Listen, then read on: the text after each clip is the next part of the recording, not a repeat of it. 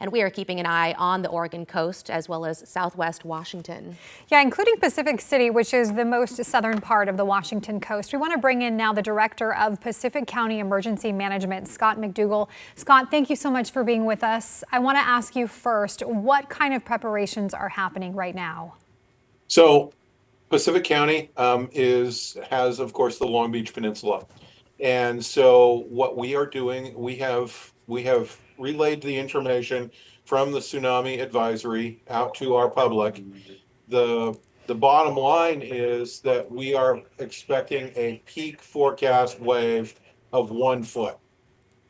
My apologies for the phones going off in the background. We're expecting a peak forecast wave of 1 foot or less. We are going to be here all evening. We're going to continue to monitor the situation. If that changes, then we will issue the appropriate updated information. But one of the concerns that we have is the Long Beach Peninsula has 2 roads that travel north and south across the Long Beach Peninsula. So a premature evacuation order could end up causing more panic and more grief than the tsunami itself would cause, even if it ended up being greater than we expected. If we do have to do evacuations, we will do very targeted evacuations so that we're only moving people that need to be moved. We're not moving everybody on the Long Beach Peninsula. And a quick question for you as well. I mean, seeing as you are predicting a potential peak wave of maybe 1 foot, and also the fact that you only have 2 roads kind of going across that land there you were talking about, what do you think about people potentially just maybe getting out of the area early just in case maybe the situation is upgraded, and then as you were talking about the fear that everybody would just go all at once and it'd be a little bit of a madhouse there? Certainly is a possibility. We're not giving people a recommendation that they should leave now. If people choose to do that, that's certainly within their prerogative. We saw that happen during the Tonga event in January of 2022. But realistically, this is something that we feel like we have a pretty good idea on the wave height from the National Tsunami Warning Center. We're doing hourly conference calls with the state of Washington and reviewing that information from the NTWC. And so we're pretty comfortable with people staying put.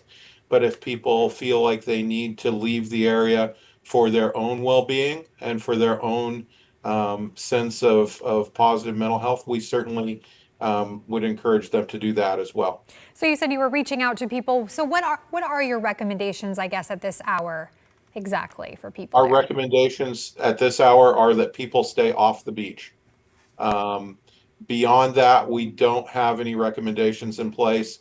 If the situation changes, if we see increased or higher than anticipated wave heights in areas that are getting hit before we will, like on the British Columbia coast, we'll certainly reevaluate. Our goal always is to give people at least 3 hours of lead time. And I know you were talking about giving people lead time, and if the situation were to escalate, you would send out, emergency notifications. How can people get those emergency notifications in the event that the situation is upgraded? They can get them from their NOAA weather radios.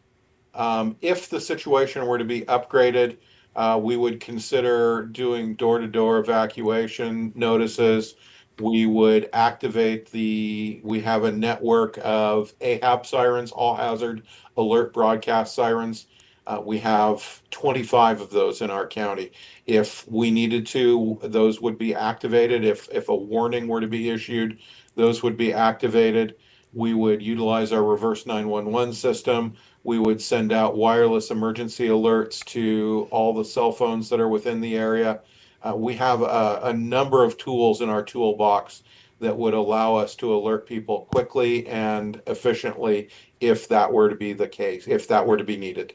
Scott McDougall, the Director of the Pacific County Emergency Emergency Management Center. Thank you so much for your time. It sounds like you have a lot of preparations that you've had ahead of time and are ready for this. So we really appreciate your time tonight. Thank you. Thank you.